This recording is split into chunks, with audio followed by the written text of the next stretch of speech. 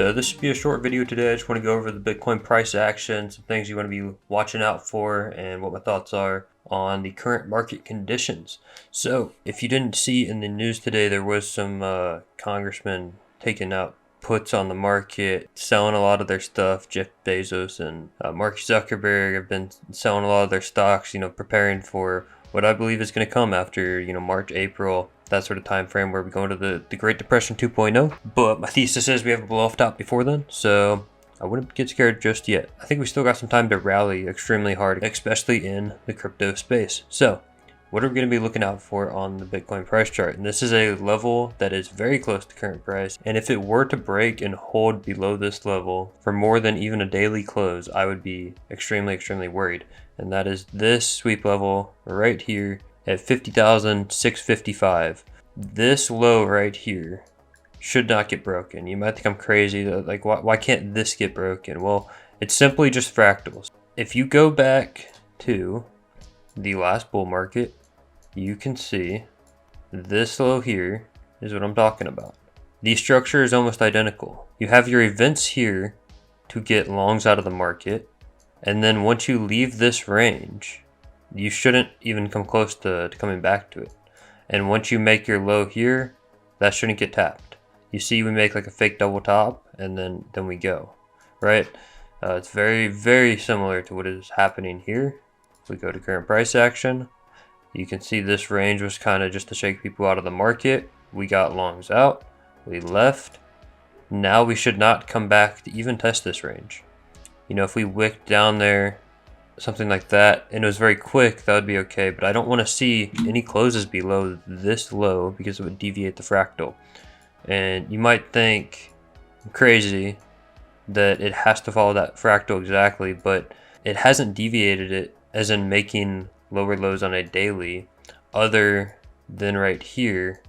But that was a very fast sweep on a weekly time frame. So this was a deviation from previous cycles, but the fact that we closed the weekly up this high, confirmed that it was just to get longs out of the market. So that was totally acceptable. Could we do it again? Yes, we can do it again. We can sweep down and go, but I want to see it closing above that low, okay? We cannot come back into this range. We cannot get under the 618 again, or else that would be kind of your sign that, hey, this was probably the top.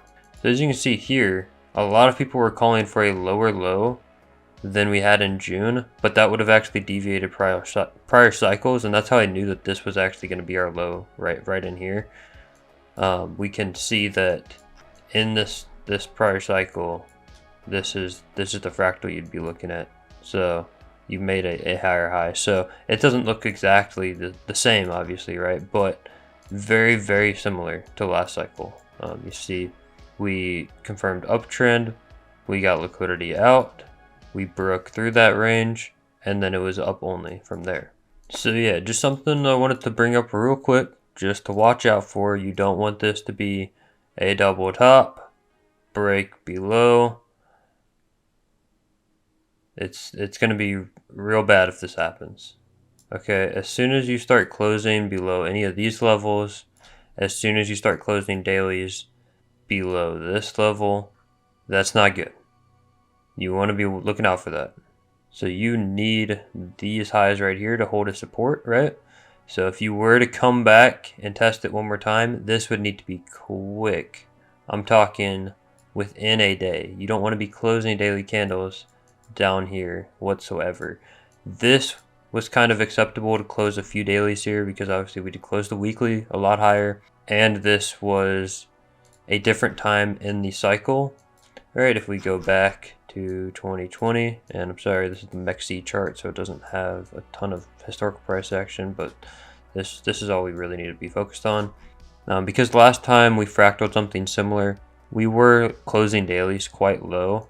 You could see these are lower lows on a daily time frame, but after we left this range here, it was up only. You don't make any lower lows on a daily time frame, so I don't want to see that.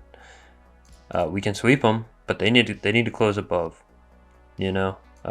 Something like this, it just wouldn't work. for the cycles whatsoever, and especially with what we're coming into with macro events later this year.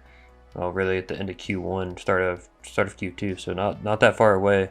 If Bitcoin can't just continue marching up, extremely fast, that's a big sign of weakness, and we're probably going to be rejecting there and making some sort of distribution pattern, which is not what we want to see. So yeah, just be looking out for that. If it does happen, if we do break that low, just know I'm going to be looking for shorts on Bitcoin, but I will not be selling my altcoins, because historically altcoins don't even really have their big rallies until Bitcoin is at its highs. So if this does turn into the top for Bitcoin and it kind of distributes here, something like that, this is when your big altcoin rally is going to happen. And this zone here, it'll happen right at the end before the final crash. So not going to be selling my alts no matter what, but I will be probably trying to hedge with some shorts. I'll be watching very, very carefully if this were to break. And I know I'm sounding kind of doom and gloom right now, but I don't expect this to happen. I just wanted to show you guys so you know what to watch out for. I expect this low to hold. I expect us to fly up here and just go parabolic. And then once we break all-time highs, once we get up into this 90,000 to, let's just say 80,000-ish, 75, somewhere anywhere in this region, this is the area where I think a definite top is going to come in for Bitcoin. I don't think we're going to make it to 100K.